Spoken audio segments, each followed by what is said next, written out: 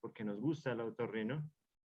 Entonces, pues nada, bienvenidos y la idea es que vamos a empezar y como se van a dar cuenta, la parte práctica ustedes la pueden poner a prueba, ustedes la pueden realizar entre ustedes mismos y para eso es la charla donde van a darse cuenta pues que hay una serie de videos que van a ser pues lo más ilustrativos posible, los hice, para que pues ustedes aprendan y entiendan qué es el vértigo y cómo se maneja y pues lo importante es que ganen algo de conocimiento esta noche. Entonces, buenas noches a todos. Para quienes no me conocen, Julián Bernal. En este momento soy residente de tercer año de otorrinolaringología en el Hospital Universitario Clínica San Rafael, pues con la Universidad Militar.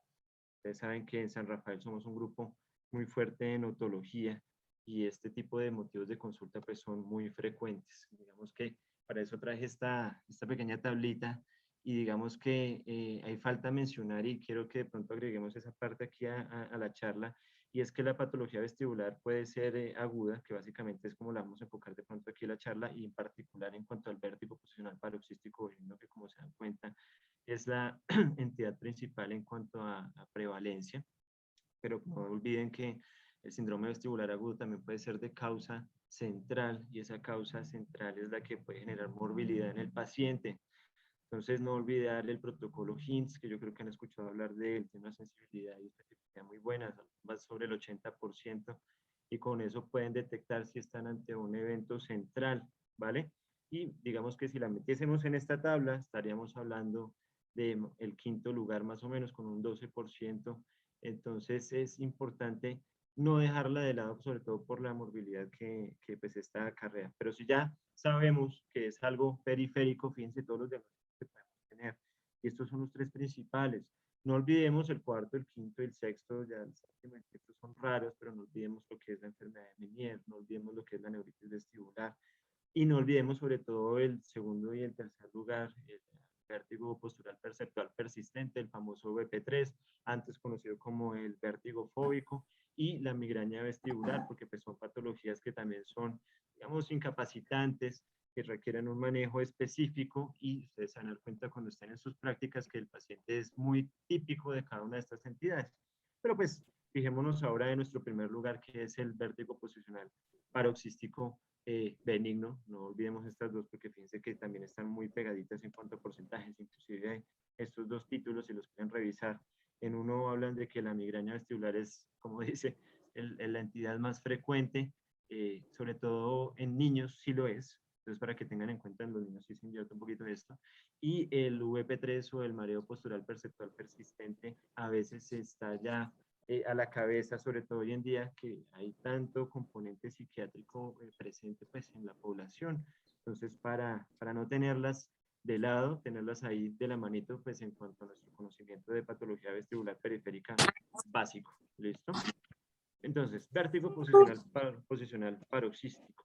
Entonces, el mareo o la sensación rotacional en la consulta general se van a dar cuenta en su práctica de medicina general cuando le ejercen es más o menos hasta el 50% de la causa por la cual un paciente nos consulta, sobre todo los adultos mayores que hasta un tercio perdón, de los pacientes adultos mayores en algún momento refieren vértigo posicional paroxístico benigno y adicionalmente todos en algún momento de nuestra vida vamos a tener en un 99% al menos un episodio de vértigo posicional paroxístico benigno.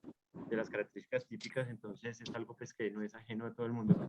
Es importante esto que está ahí señalado y es que el diagnóstico está satisfactorio, es económico, barato, solamente necesitamos el conocimiento y el tratamiento también se hace en el consultorio, entonces también es muy benéfico para ustedes.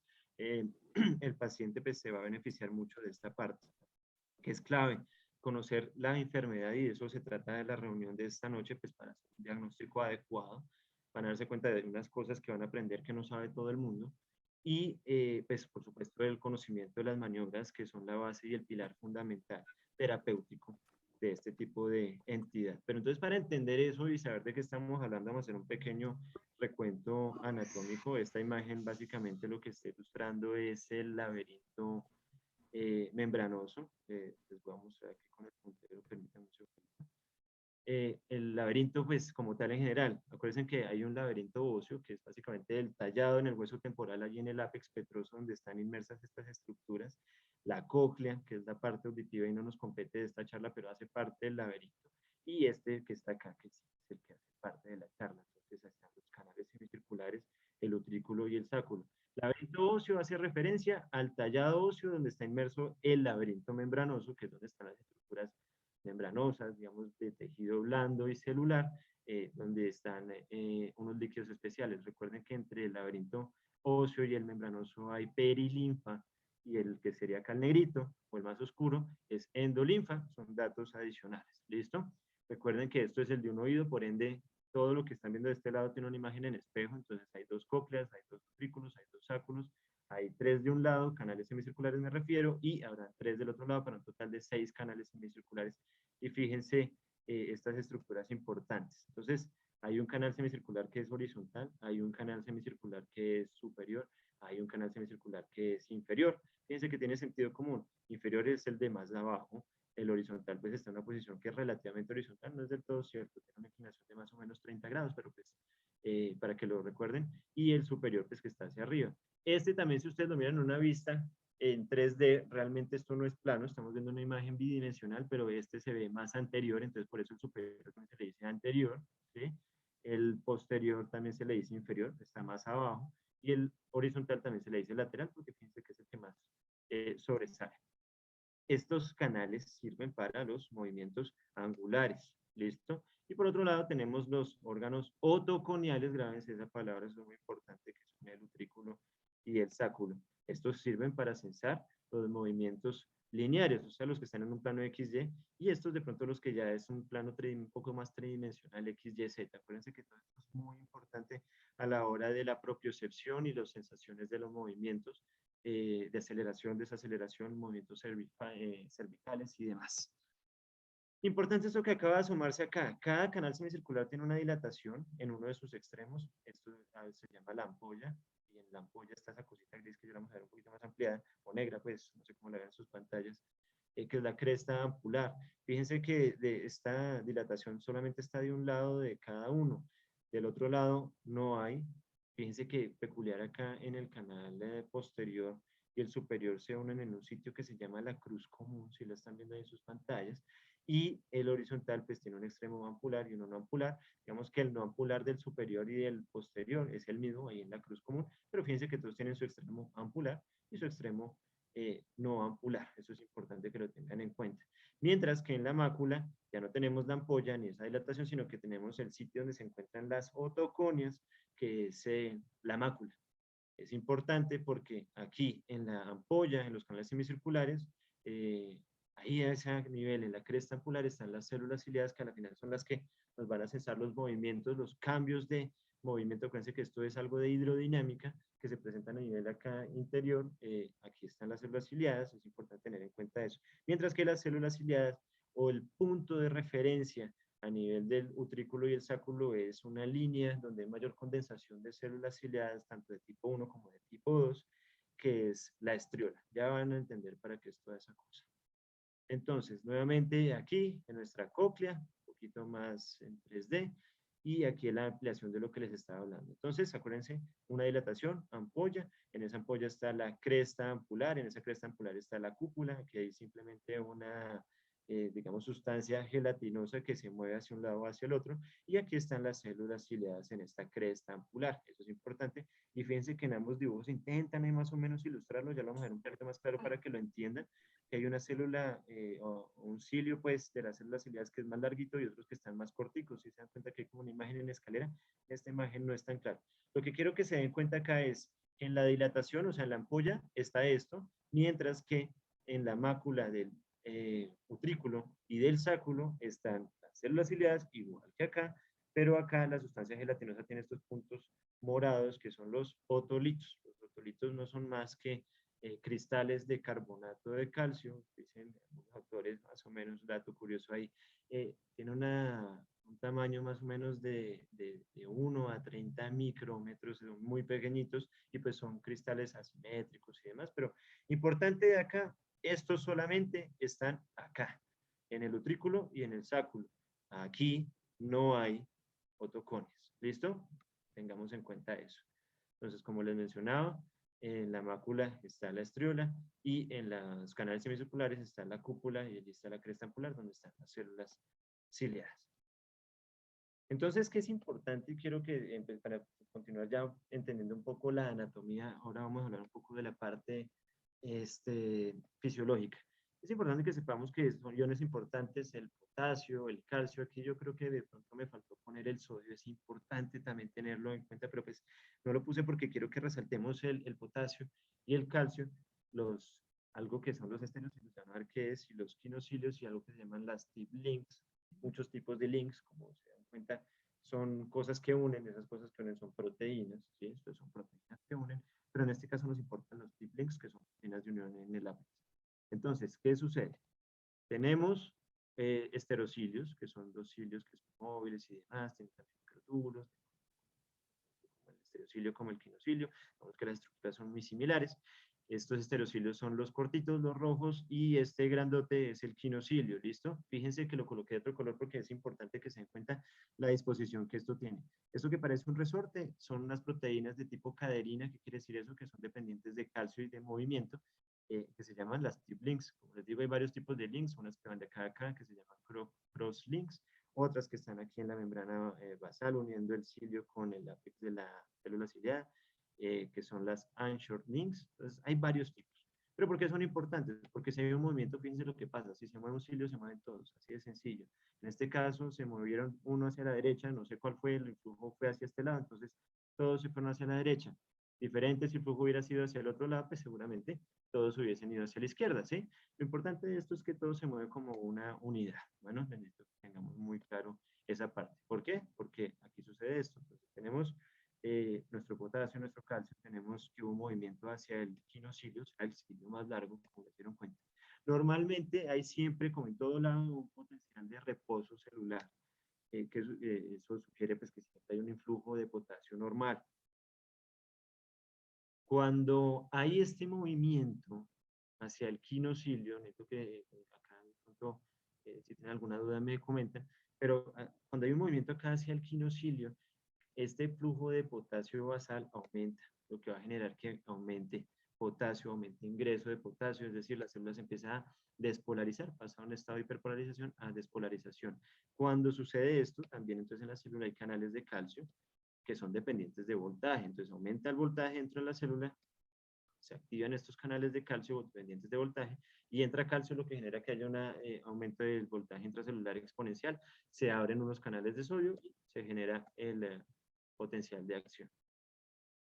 Aquí en esta gráfica un poco más resumido, normalmente hay un potencial de descarga normal en los canales de potasio que están basalmente abiertos. Cuando hay un movimiento hacia el quinocilio, esto siempre es genérico, pues siempre sucede así. Cuando hay un movimiento hacia el quinocilio, esos canales de potasio se abren, se activan los de calcio, entra más calcio, se sale más sodio, y fíjense lo que pasa, hay un aumento en la tasa de descarga, ¿cierto? Ya no es la basal. Pero si por el contrario el movimiento o el empuje o el líquido o lo que sea que haya estimulado esto lo mueve en contra del quinocilio, fíjense que se cierran más esos canales de potasio que estaban abiertos basalmente, se cierran y pues baja la tasa de descarga. Esto es importante porque existe entonces esto. Si hay un disparo hacia el quinocilio, estamos hablando, entre comillas, de algo, o una activación, o algo en on, un switch on, ¿sí?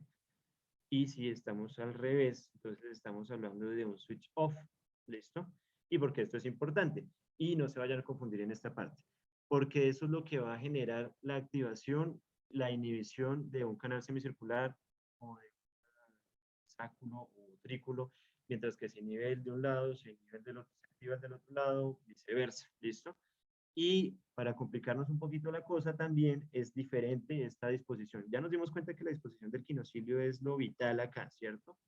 ¿Por qué? Porque si se va el movimiento hacia allá, pues se activa, y si se está acá, se inactiva, ¿cierto? Y, digamos, lastimosamente, porque nos complica un poquito la vida, es diferente la disposición de ese quinocilio con respecto o dependiendo al canal, pues, donde nos encontramos, siendo así. Entonces, En este momento, fíjense como en el canal semicircular, horizontal o en el lateral, es lo mismo, acuérdense, ese quinocilio está apuntando hacia el utrículo. ¿Qué quiere decir eso? Que el quinocilio está apuntando hacia el vestíbulo, que en otras palabras, el quinocilio no está apuntando hacia, digamos, la porción más larga del canal, sino hacia la porción más cortica, hacia la que lleva el vestíbulo. Esto es importante, ya van a ver por qué. Mientras que en el canal semicircular superior y en el canal semicircular posterior, el quinocilio sí está apuntando hacia el canal. O sea que ustedes podrían pensar acá que aquí va a ser invertido, ¿cierto? ¿Qué quiere decir eso? Que aquí si el movimiento del líquido es en contra, o el flujo, o la corriente, como lo quieran ver, la dirección viene del canal hacia la cúpula, ¿cierto? Hacia la cúpula, el movimiento va a ser excitatorio porque está en on, ¿cierto?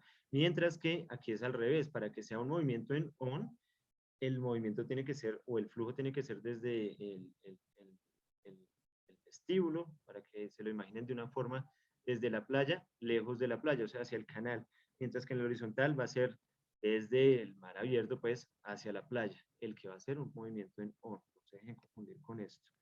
Ahora, para complicarnos más la cosa, existen unos términos. Básicamente, digamos, el ejemplo práctico que coloqué de la playa es que un flujo hacia la playa, vamos a llamarlo ampulípeto, o sea, hacia el vestíbulo, mientras que un flujo hacia el canal va a ser ampulífugo, o sea, hacia el mar abierto, es decir, en contra de la playa. ¿Y qué quiere decir eso?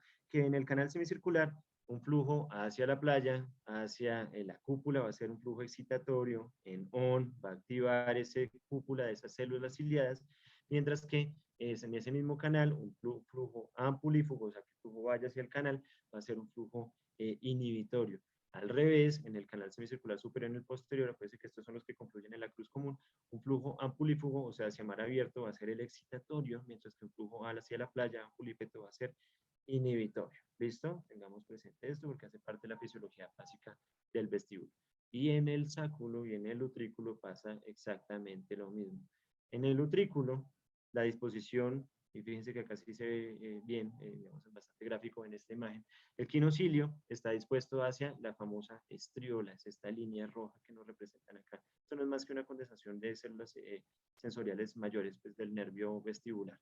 Entonces fíjense que aquí un flujo, aquí ya no vamos a llamar a la playa que sería la estriola, el vestíbulo y demás, sino que vamos a llamar acá un flujo ya no ampulípeto, sino estriolar. ¿Por qué? Porque va hacia la estriola. Y aquí un flujo estriolar, o sea, en el utrículo, ¿sí? Ahí está para que se lo graben, si quieren tomar una fotografía, un flujo estriolar va a ser excitatorio, mientras que un flujo antiestriolar va a ser inhibitorio. Y en el sáculo al revés, un flujo antiestriolar, o sea, en contra de esa playa, en contra de esa estriola, va a ser excitatorio y un flujo estriolar va a ser inhibitorio. Entonces, ya teniendo en cuenta eso, vamos a entender un poquito qué sucede, perdón un segundito, les quito aquí el puntero. ¿Qué sucede en el vértigo posicional paroxístico benigno? Y es básicamente lo que está en este dibujito. Acuérdense que en la mácula del sáculo y el utrículo hay otolitos, otoconias, cristales de carbonato de calcio. Por X o Y motivo, la verdad, la mayoría de veces no se sabe algún movimiento brusco, cambios abruptos de presión, ruidos fuertes, trauma. Esos otolitos se desplazan de un sitio donde están normalmente en la mácula del sáculo y del utrículo al canal. Y fíjense cómo en el dibujito quedan representados allí dando vueltas y haciendo un estímulo anómalo. El movimiento de estas piedritas, por supuesto que va a mover los líquidos, ¿sí? Si ustedes tienen una piedra o su palma de la mano y la meten debajo del agua y mueven la mano, van a desplazar el agua. Básicamente es lo que sucede aquí. ¿Listo? Es importante para entender la fisiopatología del vértigo posicional paroxístico benigno entender estos dos conceptos. Bueno, ¿por qué? Porque hace parte del diagnóstico y de la maniobra que ustedes van a escoger para el tratamiento, sobre todo de su patología. Entonces, ¿qué es la cupulolitiasis y qué es la canalolitiasis? Básicamente es lo que se ve acá. Cupulolitiasis, simplemente la otoconia, el otolito, como le quieran decir, se queda pegado en la cúpula, listo, en esta cresta ampular. Bueno, y fíjense cómo allí los otolitos, como están pegados directamente en esto, que es el número 2, que es básicamente el órgano sensorial, pues fíjense cómo en la imagen B Básicamente lo que hay es un estímulo que es constante, es un estímulo que va a ser muy fuerte, ya van a darse cuenta cómo clínicamente uno puede diferenciar y distinguir las características de cada uno de estos. El estímulo va a estar todo el tiempo porque la piedra está estimulando constantemente el canal allí. Mientras que en la canalolitiasis la toconía básicamente está libre, ¿sí? Entonces fíjense cómo el otolito está libre en el canal y para generar un estímulo tiene que desplazar los líquidos, inclusive tarda un tiempo en llegar a la cresta ampular y moverla y generar el estímulo aberrante. Entonces ya van a ver cómo un poquito de eso cambia los hallazgos clínicos que ustedes van a encontrar en su paciente. El diagnóstico, entonces, ya teniendo en cuenta, se van dando cuenta que va a ser muy diferente de un canal a otro. Si hay un acúpulo o si hay una canalolitiasis, debe verse algo diferente porque pues ya vieron que funciona diferente el horizontal al superior y al posterior, funciona diferente la mácula del sáculo a la del utrículo y demás. Todo está un poquito invertido, pero no se dejen confundir por eso, pero la idea de esto es que sepan cómo funciona el vestíbulo normalmente cómo pues eso es importante a la hora de generar el diagnóstico para un tratamiento correcto y no necesitan medicamentos ni nada de eso, ya al final les hago un pequeño apartado de eso.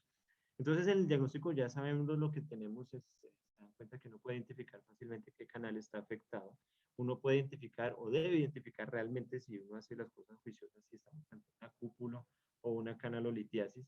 Cuando describan un nistagmus, cuando tengan un paciente con nistagmus, por favor siempre describan la dirección del nistagmus, el tiempo de evolución, la duración del nistagmus y muy importante estas últimas cosas, la duración del nistagmus y la latencia en esta patología que se llama vértigo fusional paroxístico ónico. Pero estos 4 ítems, dirección, tiempo de evolución, duración y latencia, sí son muy importantes en general en el síndrome vestibular de cualquier índole. ¿Listo?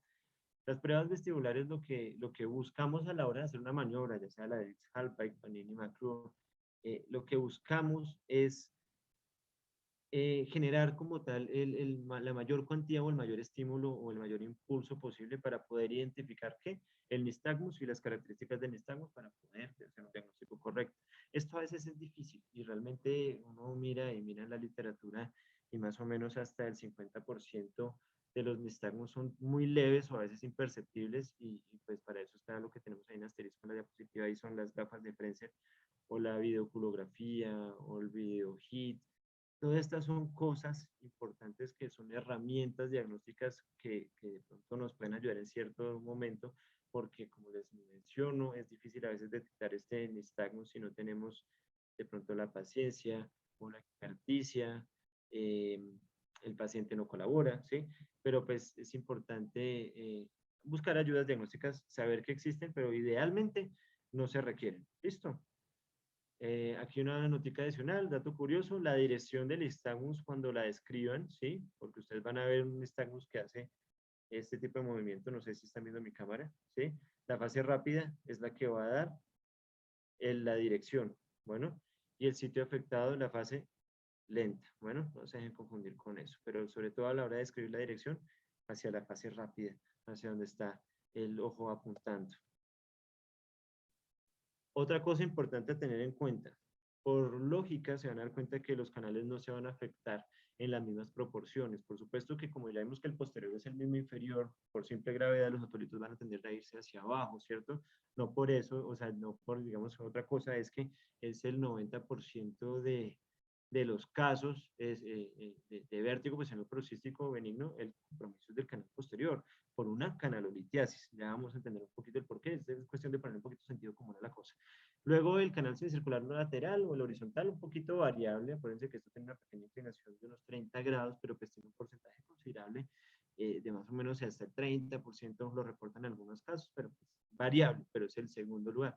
Y muy raro que una piedra en el planeta Tierra coja para arriba, ¿cierto? Aquí hay gravedad. Entonces, inclusive a veces dicen que eso es una patología inexistente. A veces sí se presenta, sobre todo después de hacer maniobras de reposicionamiento, pero pues digamos que es algo que es muy poco descrito. En San Rafa los otólogos nunca lo han visto. Entonces, digamos que dense cuenta qué es lo importante acá. Entonces, llévense acá la idea de la casa. Es importante el manejo, diagnóstico del posterior y del lateral. ¿Listo?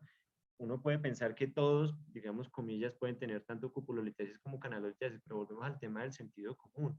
La canalolitiasis del canal anterior, o sea, que una piedrita se quede dando vueltas arriba en el planeta Tierra, es muy difícil, ¿sí? No va a suceder, pero pues podría uno decir, comillas, sí se puede, pero no sucede porque la piedrita seguramente sube, vuelve y baja y ya está. Y la cupulolitesis del canal posterior, también muy raro que una piedra se quede ahí fregando la cúpula en el canal que está hacia abajo, en vez de despegarse y seguir para abajo por la simple gravedad, pero pues en teoría podrían eventualmente presentarse estas cosas. Entonces, estas tablitas son importantes porque es el resumen de cada uno de los movimientos, el resumen básicamente de la charla. Eh, Vamos a empezar a hablar de algo que es muy común, es lo más común, es la canalolitiasis del canal semicircular posterior. 90% de los casos, si ustedes saben manejar eh, el canal posterior, manejan el 90% de los vértigos posicionales paroxísticos benignos, que hace parte del 30% de los síndromes vestibulares agudos, que hace parte del 50% de sus motivos de consulta de medicina general. Entonces, esto es muy importante que lo conozcan, ¿listo? Para hacer el diagnóstico, la maniobra pues, que yo creo que todos ustedes conocen, la maniobra de Dix-Hallpike, ¿cierto? Y fíjense en esto que es muy importante en la parte intermedia de la tabla, las características del nistagmus. Estamos en una canalolitiasis, entonces la duración va a ser menor de un minuto. La piedra se mueve, molesta la cúpula, pero después de que para el movimiento, porque la piedra está libre, ¿cierto? Se acaba el nistagmus. Y hay latencia, puede ser de 1 a 40 segundos, no importa, más o menos eso, pero hay latencia, ¿sí? Hay latencia. Ustedes no se van a quedar al paciente mirándolo más de 40 segundos porque se desesperan, pero digamos que sí hay latencia, o sea, la piedrita se mueve y mientras tarda o mientras empuja la endolinfa y tarda en llegar el estímulo, va a haber una latencia de más o menos 40 segundos. Lo importante es que hay latencia. Esto es importante porque se van a dar cuenta que esto es lo clave y lo fundamental para diferenciar canalolitiasis de cupulolitiasis. Entonces, duración menor de un minuto, o sea, se agota el nistagmus y hay latencia porque me demoro en hacer el estímulo. Y las características del nistagmus también. Esto es difícil de verlo, yo sé, la mayoría de veces en los casos, pero digamos que si uno ve el nistagmus típico, ya con casi que 100% de sensibilidad tienen el diagnóstico. Usualmente el diagnóstico en este caso es torsional. Es importante, y fíjense que acá les coloco este apartado, es importante que para diferenciarlo de una cupulolitiasis, aquí el componente torsional es muy fuerte, es muy importante, porque es que hay dos componentes, uno torsional y uno vertical. Entonces, aquí el torsional es el más fuerte hacia el polo superior del ojo. Entonces, el ojo va a empezar a hacer un batido rápido, usualmente hacia el canal afecto, ¿cierto? Hace este movimiento, dura un poquito más haciendo este movimiento torsional y después pasa a hacer un movimiento que ustedes van a ver vertical o un down beating, ¿sí? Va a ser apuntando hacia abajo, ¿listo?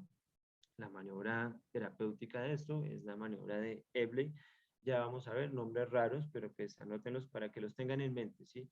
Es difícil a veces aprenderse este tipo de maniobras, pero pues que sepan los nombres para buscarlas en el momento de necesitarlas. Entonces la maniobra de Dix-Hallpike es muy sencilla, tenemos al paciente sentado, básicamente lo que deben hacer es girar la cabeza del paciente 45 grados hacia el oído. Fíjense que acá estamos diagnosticando, entonces hacia el oído que vamos a evaluar, idealmente evaluar los dos, y descolgar al paciente a una velocidad no tan rápida, no lastimen el cuello al señor o a la señora, y le dejan descolgado la cabeza más o menos unos 30 grados, ¿listo? Esperan el tiempo a ver si aparece el nistagmus, unos 40 segundos, porque a veces hay latencia, y esperan cuando se instaure el nistagmus, pues que le pasen los síntomas al paciente eh, o desaparezca el nistagmus. A veces el nistagmus es muy pequeñito, entonces ayúdense con el desencadenamiento de síntomas pues, en el paciente. ¿Listo? Aquí está el modo correcto de realización de la maniobra. Este video lo realizamos hace, yo creo que ya más de un año en el servicio. Entonces fíjense cómo tiene a su paciente. El oído que vamos a evaluar ahí es el derecho. Recuestan a la paciente, ¿sí? Y esperan allí 45 grados y más o menos 30 grados. ¿Listo? Esperan que se desarrolle el nistagmus. Maniobra importante acá, como estamos hablando de canalolitiasis, son maniobras de reposicionamiento, no son maniobras de la cupulolitiasis que se llaman maniobras liberadoras. Aquí son maniobras de reposicionamiento que lo que básicamente queremos hacer es llevar otolitos, cristales de carbonato de calcio, al sitio de origen, que es la mácula del saco del utrículo. Entonces la maniobra de Ebley, fíjense acá en el esquema, oído enfermo en este caso es el derecho. Lo mismo, empieza como un Dix-Hallpike, 45 grados, recuestan al paciente y empiezan a hacer por estaciones digamos, giros de 90 grados de la cabeza del paciente hasta que se acabe el movimiento y levantan al paciente. Ya lo van a entender un poquito más acá con el video demostrativo. Entonces, oído enfermo derecho, 45 grados la cabeza, igual que el Dix-Hallpike, ¿cierto? Un poquito descolgada la cabeza ahí, 30 grados.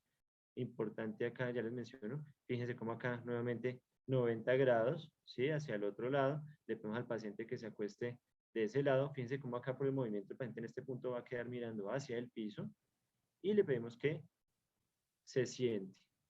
¿Listo?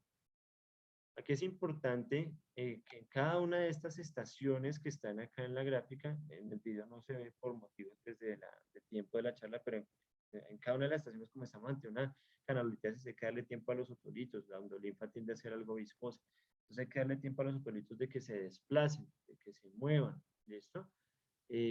Por eso en cada una de las estaciones la idea es permanecer aproximadamente un minuto y hacer el movimiento suave, no muy brusco, a menos de que sea una maniobra liberadora. ¿Listo? En este caso son de reposicionamiento y no necesitamos eso. ¿Listo? Cupulolitiasis del canal semicircular posterior. Raro, pero puede presentarse. La maniobra diagnóstica de Dix-Hallpike ya la conoce. Fíjense acá lo importante, las características del nistagmus.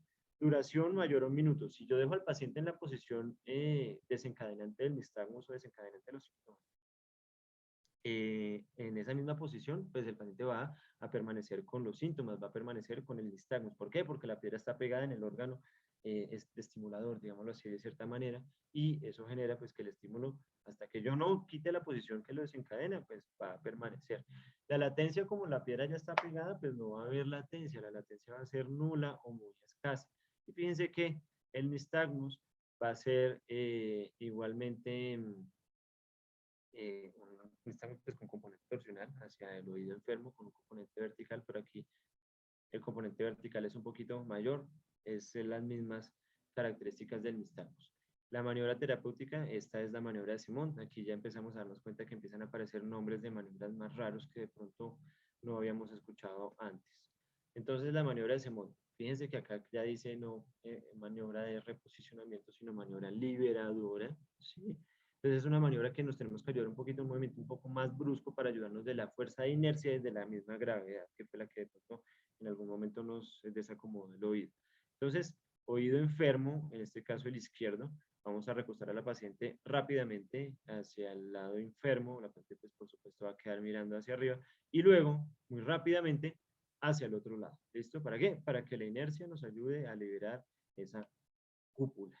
Entonces, nuevamente, video ilustrativo, oído derecho en este caso, no el izquierdo como el dibujito, paciente hacia ese lado, aquí es más rápido el movimiento, paciente queda mirando hacia arriba, y luego rápidamente, rápidamente para el otro lado, ¿listo?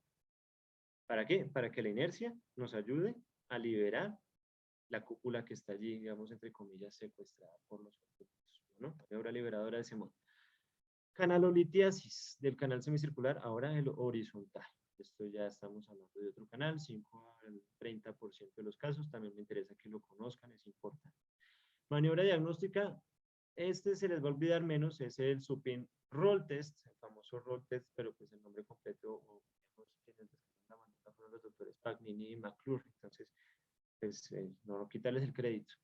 Maniobra de Pagnini y McClure, ¿listo? Como es una canalolitiasis, fíjense que acá se repiten las cosas y va a ser fácil que lo recordemos. Como es una canalolitiasis, la duración del nistagmus va a ser fatigable, va a ser poca, va a ser menor de un minuto, mientras dure el movimiento de las piedritas hasta que se acaba, ¿cierto?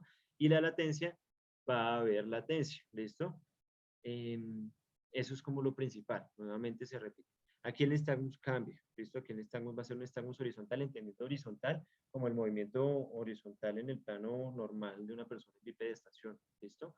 Horizontal de los ojos, ¿listo? Pero entonces como ustedes van a mirar al paciente acostado cuando lo estén evaluando, entonces van a ver que el nistagmus, pues, sí va a ser movimiento horizontal, entendiendo el plano del que les estoy hablando de los ojos, o sea, el ojo se va a mover de oreja a oreja, pero como están viendo al paciente en una posición que ya van a entender cuál posición es, va a haber algo que se llama un downbeating o un movimiento geotropo, o sea, el paciente está acostado en medio lado, ¿sí?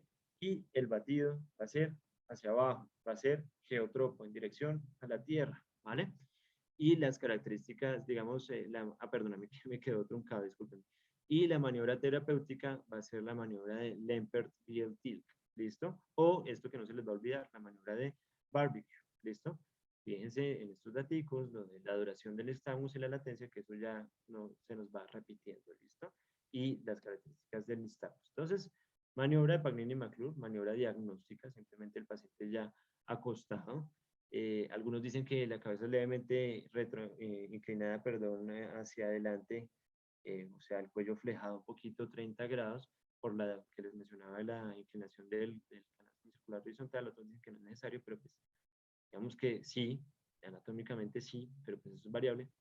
Acostamos al paciente y evaluamos oído derecho en este caso, 90 grados, esperamos a ver si aparece el nistagmo. Entonces fíjense que el movimiento es horizontal o va a ser horizontal de los ojos, ¿sí?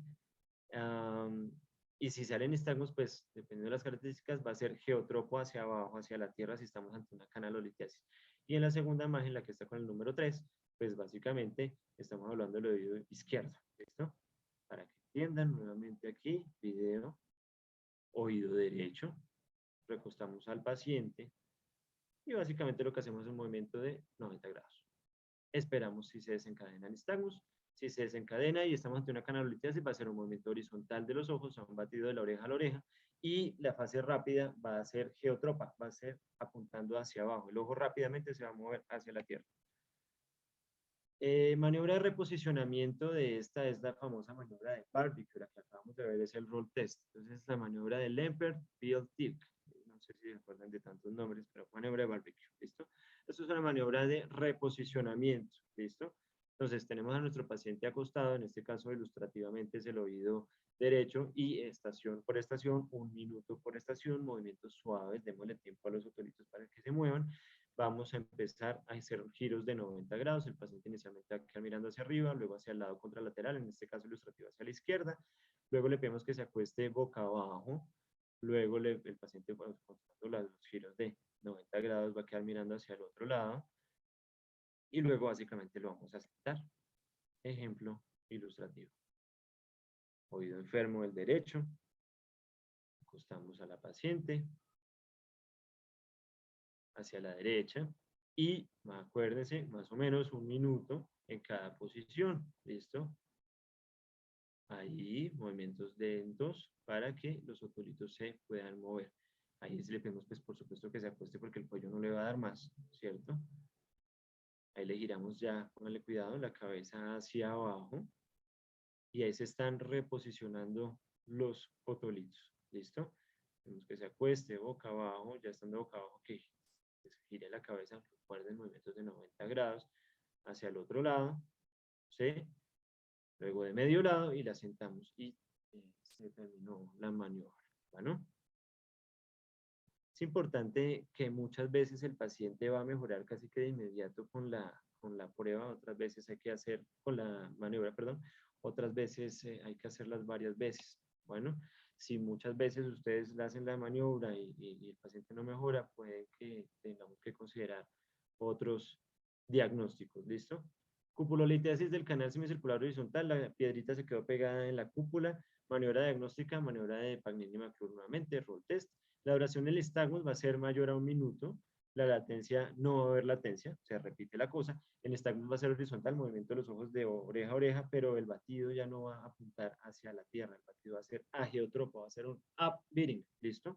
Esto es lo que diferencia una canalolitiasis de una cupulolitiasis sumado a lo de la duración y la latencia, eso es importante, pues más fácil y más sencillo de recordar, pero pues las características del nistagmus no dejarlas pues de lado. Maniobras terapéuticas, existía la de Buffon y realmente a mí no me gusta, creo que en la diapositiva que sigue está, pero la más importante es la de Suma y Maya, son maniobras nuevas, escritas recientemente y en lo personal me dio muy bien realizándola. Entonces, maniobra de Suma, oído enfermo del derecho en este caso. Diferencia grande antes de empezar a hablarles de esta maniobra, en cada estación no es 1 minuto, sino 3 minutos. Oído afectado, recostamos al paciente 3 minutos y luego otra vez los famosos giros de 90 grados, mirando hacia arriba 3 minutos, mirando hacia el otro lado 3 minutos. Y cuando está en esta posición, llevamos un poco el mentón hacia el pecho, es decir, dejamos un poquito la cabeza y lo sentamos. Cada posición, 3 minutos, créanme que de verdad el paciente se los va a agradecer si hicieron un diagnóstico adecuado. Video ilustrativo. Oído enfermo. Dejamos caer al paciente. Y giros de 90 grados. 3 minutos en cada posición. Aquí los movimientos sí tienen que ser un poquito más bruscos. Acuérdense que estamos haciendo una liberación. Bueno, entonces, importante tenerlo en cuenta. Bueno, no muy bruscos, pero sí un poquitín más bruscos. ¿Listo? Dejamos un poquito, que era de pronto lo que de pronto no se entendía muy bien, y sentamos al paciente bajo la cabeza.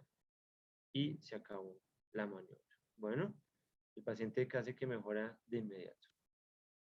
Maniobra de Buffoni, la maniobra que había previa, en esta hay que ser un poquito más bruscos. En esta dejamos caer al paciente hacia el oído sano, giramos la cabeza a 90 grados, el paciente va a quedar mirando hacia la camilla y lo vamos a levantar rápidamente, pero pues realmente la de suma me parece a mí un poco mejor. Ya otros síndromes más raros, como les mencionaba, la canalolitiasis del canal semicircular superior o anterior, maniobra de diagnóstica, fíjense, fácil, la misma de Dix-Hallpike. Usualmente esto, como les digo, se ve después de hacer maniobras de reposicionamiento, sobre todo cuando uno reposiciona el canal semicircular posterior. A veces se presenta que los otoritos se pasan al canal superior y te queda un poco mareado. Entonces, es importante tenerlo en cuenta. Características del nistagmus, estamos ante una canalolitiasis, entonces dura poquito, se fatiga y hay latencia. Y la característica o la diferencia aquí con el nistagmus es que el pitting vertical, ¿se acuerdan? Del posterior era hacia la frente, aquí va a ser hacia la boca, ¿listo? El movimiento vertical. La maniobra terapéutica, la de maniobra de Jacobino, la de X-Hallpike ya la sabemos, entonces solamente vamos a hablar de la maniobra de reposicionamiento de Jacobino. Sentamos al paciente, lo recostamos, hacemos una hiperextensión, luego una hiperflexión y lo sentamos. Son movimientos relativamente rápidos los que hay que hacer. Resumen de la charla. Entonces, canalolitiasis del canal semicircular posterior, maniobra diagnóstica Dix-Hallpike, maniobra terapéutica Ebley, ¿cierto? Cupulolitiasis del posterior, maniobra diagnóstica fácil Dix-Hallpike, maniobra terapéutica Semont. Canalolitiasis del canal semicircular horizontal, maniobra diagnóstica Pagnini-McClure, maniobra terapéutica Lemper, roll test Barbecue. ¿Listo? Cupulolitiasis del canal semicircular horizontal, maniobra diagnóstica, Pagnini-McClure, maniobra terapéutica, maniobra de suma, malla o Buffoni, la que les guste más. Es importante tener en cuenta esto que acabamos de ver, es importante esta reunión porque esto, como se da cuenta, es una patología muy común, es una patología que se puede manejar en el consultorio, es una patología que se maneja principalmente de manera ambulatoria. Muy raro que un vértigo de este tipo se tenga que ver por urgencias, ¿sí? Usualmente el paciente es raro que tenga un compromiso severo, puede sí tener síntomas neurovegetativos importantes, mucha inestabilidad, mucho mareo, náuseas, vómitos, intolerancia liberal, lo que les llegue deshidratado, son como las únicas causas por las cuales ustedes manejan un paciente con un síndrome vestibular agudo por vértigo posicional paroxístico benigno por urgencias. De lo contrario, esto se puede hacer, como se dan cuenta, con calma, de manera ambulatoria. Básicamente eso era lo que les quería decir en la noche de hoy. Espero haya sido de provecho la charla. Muchas gracias. Les cedo la palabra a la moderadora. Gracias. Si tienen Vale, preguntas, quedo muchísimas atento. Muchas gracias. gracias. No sé si tengan alguna pregunta o podemos dar por finalizada la charla.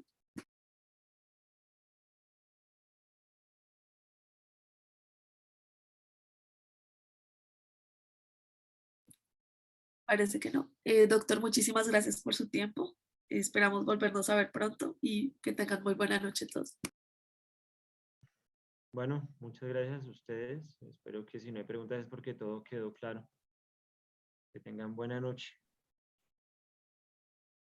Excelente charla, muchísimas gracias, doctor Julián. Con mucho gusto, doctor Ruiz. Doctor, hay una pregunta que dice recomendaciones adicionales para el paciente que tenga vértigo. Muy buena pregunta. Y sí, eso me sirve para decirles otras cosas.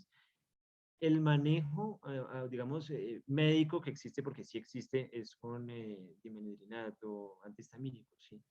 Estos son sedantes vestibulares. Si hay un síndrome vestibular agudo muy severo, ustedes pueden colocar sedación inclusive con benzodiazepinas, ¿sí?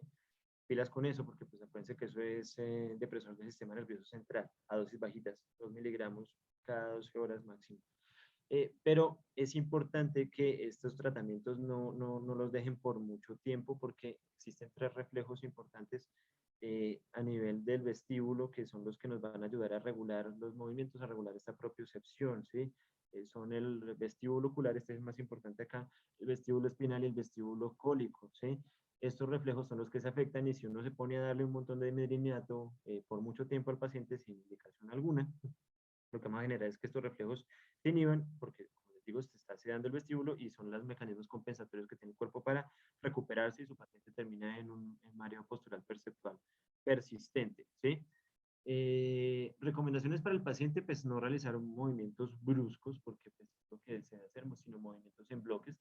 Decirle, y esto es muy importante, que es una patología benigna, el mismo nombre lo dice, no tiene ninguna implicación, no le va a generar ninguna discapacidad, porque si es un paciente que es de base depresivo, de base ansioso, o de base hipervigilante, bueno, ciertas personalidades características puede terminar en un mareo postural perceptual persistente. Revisen bien por qué les estoy explicando eso. Entonces, movimientos en bloque, que tengan que explicarle al paciente que tiene algo benigno, que no se debe preocupar. Evitar también exponerse de pronto a ruidos fuertes, ya de pronto no pensando en vértigo, sino otras patologías que pueden desencadenar vértigo, pero pues si no estamos muy seguros del diagnóstico. Imágenes complejas, me refiero a cosas de ajedrez, o estas imágenes que se ven como tridimensionales raras, también evitar exponerse a ello. Reposo es muy importante y realizar los famosos ejercicios vestibulares para fortalecer el reflejo vestibulocular. ¿Listo? Eso ayuda bastante. Eso básicamente como recomendaciones, pero explicarle muy claramente al paciente cómo funciona el oído, ya saben cómo es y pues, algo benigno. No sé si hayan más preguntas.